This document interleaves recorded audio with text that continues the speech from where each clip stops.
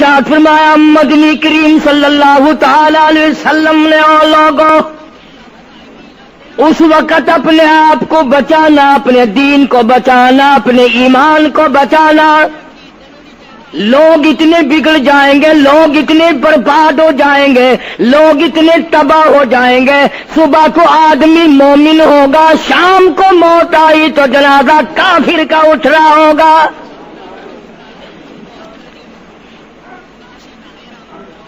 ارشاد فرمایا محمد عربی صلی اللہ تعالی علیہ وسلم نے او لوگوں اس وقت سے اپنے آپ کو بچانا، اس وقت اپنے آپ کو سنبھال کے رکھنا، قرآن کریم کے ساتھ جوڑ دینا، ایمان اور اسلام کے ساتھ وابستہ کر دینا.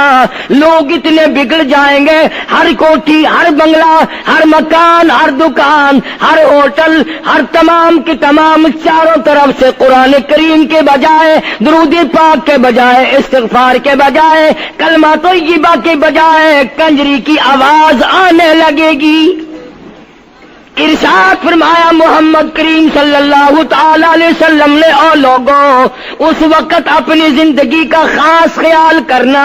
لوگ اتنے تباہ ہو جائیں گے، جنازہ بنگلے سے نکلے گا، جنازہ کوٹھی سے نکلے گا، جنازہ شاہی محل سے نکلے گا، جنازہ ایوان صدر سے نکلے گا، جنازہ بہت بڑے ڈیرے سے نکلے گا، جنازہ بہت بڑی شاہی منزل سے نکلے گا. حال یہ ہوگا مرنے والے کے پلے ایمان کی رتی نہیں.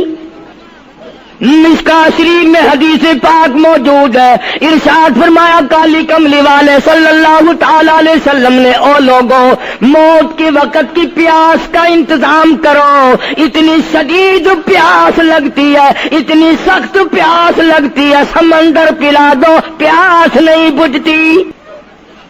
ارشاد فرمایا مدنی کریم صلی اللہ تعالی علیہ وسلم نے او لوگوں موت کے وقت کی تلخی سے پناہ مانگو، کڑوا پن سے پناہ مانگو، موت کے جھٹکے سے پناہ مانگو. اتنا سخت منہ کڑوا ہو جاتا ہے، آدمی کے مرنے کے بعد بھی لاکھوں برس تک منہ کڑوا رہتا ہے.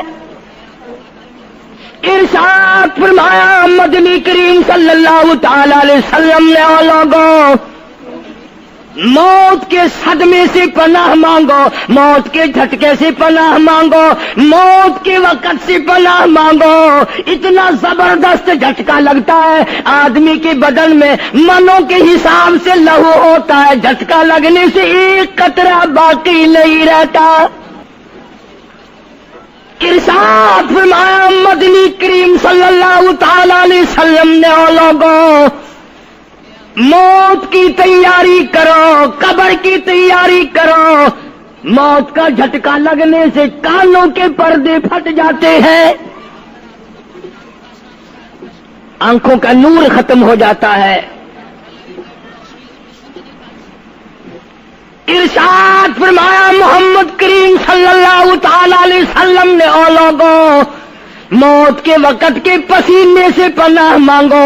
اتنا زبردست پگھر پسینہ آتا ساری زندگی میں کبھی نہیں آیا. موت کی گھبراہٹ سے پناہ مانگو. اتنی زبردست گھبراہٹ ساری زندگی میں کبھی نہیں آئی. آخری وقت ہے، کروٹیں بدل رہا ہے، کبھی پیر اکٹھے کرتا ہے، کبھی ہاتھ مارتا ہے، بےتابی ہے، الجھن ہے، بے قراری، پریشانی ہے. آخری وقت ہے. بیٹی نے پوچھ لیا ابا جان کیا تکلیف ہے؟ کہتا لخت جگر، کھانسی نہیں، درد نہیں، پیڑ نہیں، بخار نہیں، سانس لیتا ہوں ایسا معلوم ہوتا ہے ہزاروں کانٹوں والی ڈھنگریوں کے اوپر سے گھسٹ کے سانس آ رہا ہو. کلو نفس ذائقۃ الموت، ہر ایک نے موت کا ذائقہ چکھنا ہے. ہر جاندار نے موت کا ذائقہ چکھنا ہے. صحابہ کرام نے سوال کر دیا جناب محمد عربی صلی اللہ تعالی علیہ وسلم سے کالی کملی والے آدمی کی جان کیسے نکلتی ہے؟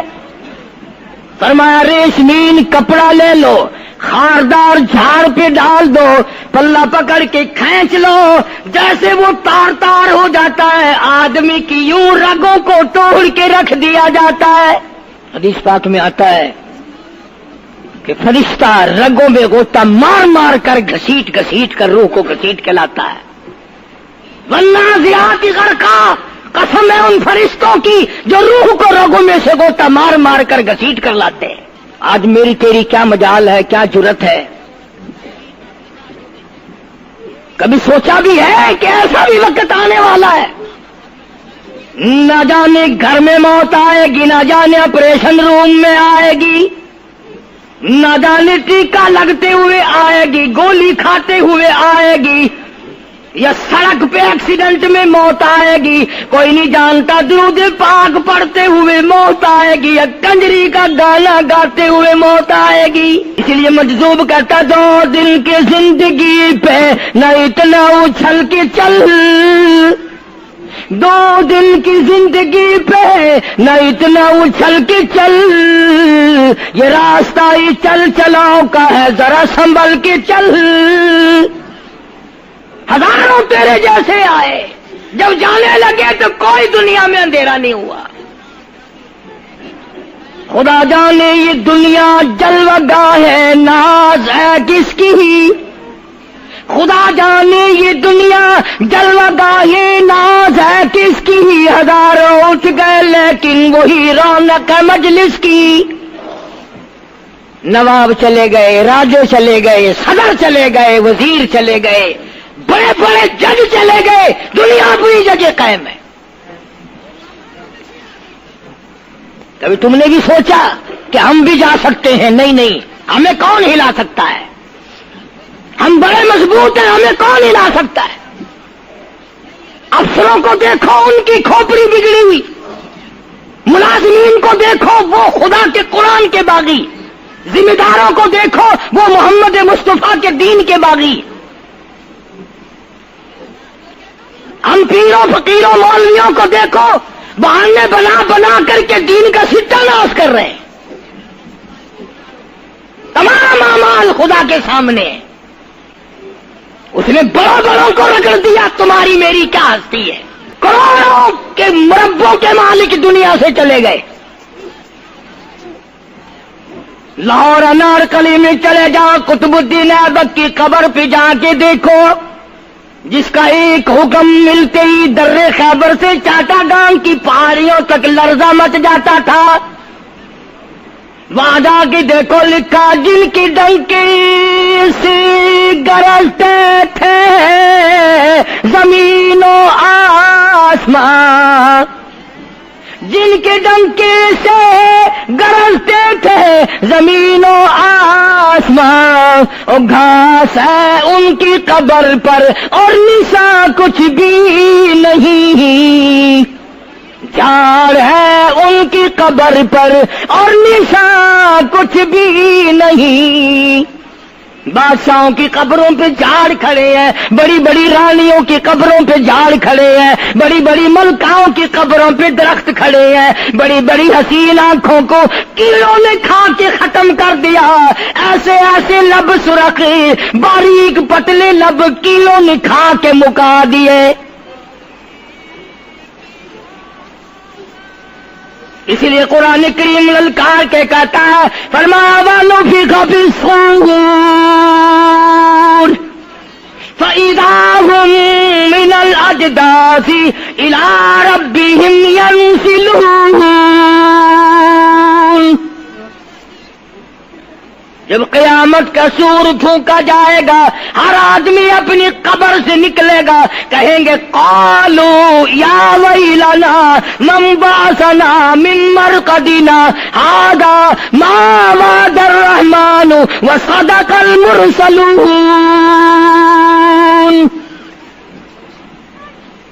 قبروں میں عذاب بھگتنے والے لوگ، دردناک عذاب بھگتنے والے لوگ قیامت کا خوفناک منظر دیکھ کے کہیں گے الہی ہم سوئے ہوئے تھے، ہمیں کس نے جگا دیا؟ قبر کا عذاب نیند معلوم ہوگا قیامت کے عذاب کے مقابلے میں. تمہیں تو یقین نہیں آتا ہوگا، کہتا ہوگا قاری حنیف کہانیاں کہہ رہا ہے. ہاں، جو مر گئے ان سے جا کے پوچھو، جاؤ قبرستان میں جا کے پوچھو تمہارا کیا حال ہے. جن کا مر جاتا ہے وہ اپنے مردے کو اٹھا کر قبرستان میں لے جاتے ہیں. قبر کھودی، پرانا مردے کی ہڈیاں نکل آئیں، ان ہڈیوں کو نکال کر باہر رکھا، گاڑا پکڑاتے، اینٹ دیتے، اپنی میت کو اتارتے، ان ہڈیوں پہ پیر آ گیا، اس کھوپڑی پہ پیر آ گیا جو پہلی قبر سے نکال کے رکھی تھی. کہتا اس میں سے آواز آئی کھوپڑی میں سے، کہتا کل پاؤں ایک کا سر پر جو آ گیا، یکسر استخانہ شکستہ سے چور تھا. اور جو کھوپڑی پیر کے نیچے آئی اس میں سے آواز آتی ہے ذرا راہ دیکھ کے چل اور بے خبر، کل میں بھی تیری طرح سر پرغرور تھا. اور پیر کے نیچے چور چور کر دینے والے، کل اس کھوپڑی پہ بڑے اچھے اچھے دوپٹے اوڑے جاتے تھے، عطر کی مالش کی جاتی تھی، ہار ڈالے جاتے تھے، آج تیرے پیر کے نیچے آ کر میں چور چور ہو گیا ہوں، کل کو کسی کی پیر کے نیچے تو یوں ہی چور چور ہو جائے گا. میری تیری کیا ہستی کیا مجال. امام الانبیاء محبوب کبریا حضرت محمد مصطفیٰ صلی اللہ تعالی علیہ وسلم کی ذات اقدس ہے، مدینہ پاک ہے، آخری وقت ہے. جناب عائشہ صدیقہ رضی اللہ تعالیٰ عنہ فرماتی ہیں میرا جگر پھٹنے لگا جب میں نے حضور کو پسینے آتے دیکھے. میں نے حضرت کے چہرے پہ گھبراہٹ دیکھی اور آپ نے فرمایا عائشہ ٹھنڈے پانی کا پیالہ تو لا. نہ دوڑی، ٹھنڈے پانی کا پیالہ لے آئی، اشارہ فرمایا یہاں رکھ دے. میں نے رکھ دیا. فرماتی یہاں دو گی میری پریشانی کی رحمت والا ہاتھ اس پیالے میں بھگو بھگو کر چہرے انور پہ ملنا شروع فرما دیا، چھینٹے مارنے شروع فرمائے. میں نے عرض کیا میرے آقا کیا ہوا؟ فرمایا عائشہ موت بڑی گھبراہٹ والی ہے. جناب عائشہ صدیقہ رضی اللہ تعالیٰ عنہ فرماتی ہیں میں قریب بیٹھی تھی، فاطمہ الزہرا رضی اللہ تعالیٰ عنہ بھی قریب بیٹھی تھی. کسی نے دروازے پہ دستک دی، حل ادخلوک فی البیت، کیا میں گھر میں داخل ہو سکتا ہوں؟ مجھے گھر میں آنے کی اجازت ہے؟ جناب فاطمہ الزہرا رضی اللہ تعالی عنہا جو پریشان بیٹھی تھی فرمانے لگی وہ دیہاتی گوار کہیں کے میرے ابا بے ہوش ہے، تجھے اجازتوں کی پڑی ہے. سرکار کو تھوڑا سا ہوش آیا، فرمایا لخت جگر کسے بے ہوش کہتی ہو، کسے دیہاتی کہتی ہو، کسے گمار کہتی ہو؟ یہ تو وہ ہیں جو بچوں کو یتیم بنا دیں، یہ تو وہ ہیں جو دلہن کا سہاگ اجاڑ دے، یہ تو وہ ہیں جنہوں نے کوٹھیوں کو ویران کر دیا، بنگلوں کو ویران کر دیا، ملکوں کو ویران کر دیا. یہ تو تیرے ابا کا مقام ہے جو اجازت مانگی جا رہی ہے. لے آئے، اللہ پاک نے سلام بھیجا ہے، آپ کو بلایا ہے، میں تیار ہوں.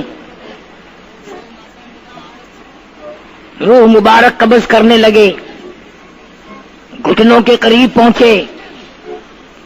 سرکار نے فرمایا او اسرائیل مجھے تکلیف ہو رہی ہے.